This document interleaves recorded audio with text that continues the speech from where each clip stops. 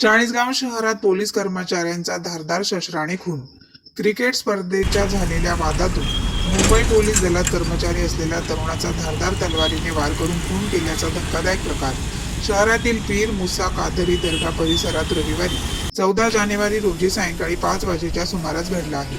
या घटनेमुळे चाळीसगाव तालुक्यात मोठी खळबळ उडाली आहे. पोलिसांनी 4 संशयितांना अटक करण्यात आली. शुभम अर्जुन आगोणे वय 28 राहणार चाळीसगाव असे मयत झालेल्या तरुणाचे नाव आहे. चाळीसगाव शहरात क्रिकेटचे सामने खेळले जात आहे. या सामन्यात मयत शुभम आगोणे याचे एका गटासोबत किरकोळ वाद झाला होता. दरम्यान रविवारी 14 जानेवारी रोजी सायंकाळी 5 वाजेच्या सुमारास हा वाद उफाळून आला. या 4 जणांनी शुभमवर तलवारीने सपासप वार करून गंभीर जखमी केले. ही घटना पाटणा देवी रोडवरील बामोशी बाबा दर्ग्याजवळ घडली. यात रक्ताच्या थारोळ्यात पडलेल्या शुभमला काही नागरिकांनी तातडीने खासगी वाहनातून शहरातील खासगी रुग्णालयात हलवण्यात आले. यावेळी डॉक्टर देवरे यांनी मयत घोषित केली. ही वार्ता कळताच नातेवाईकांनी एकच आक्रोश केल्याचे पाहायला मिळाले.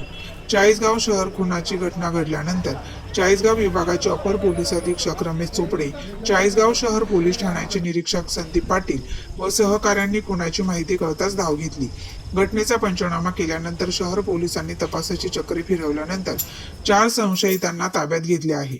शेवटचे वृत्त हाती आले तेव्हा चाळीसगाव शहर पोलीस ठाण्यात गुन्हा दाखल करण्याचे काम सुरू होते.